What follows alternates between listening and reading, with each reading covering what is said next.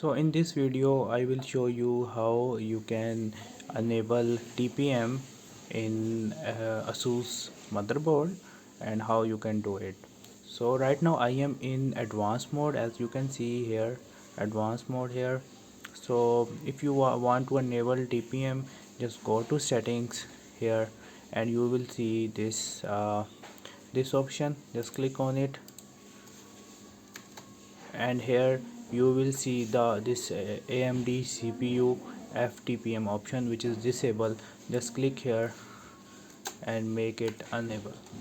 Okay, and then you have to go click on escape, and then you have to quit.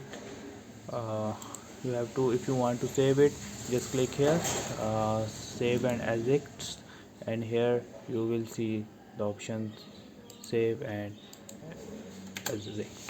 Okay, just click on yes. So in this way you can enable TPM on your PC if you want to upgrade your Windows 11. Thanks for watching.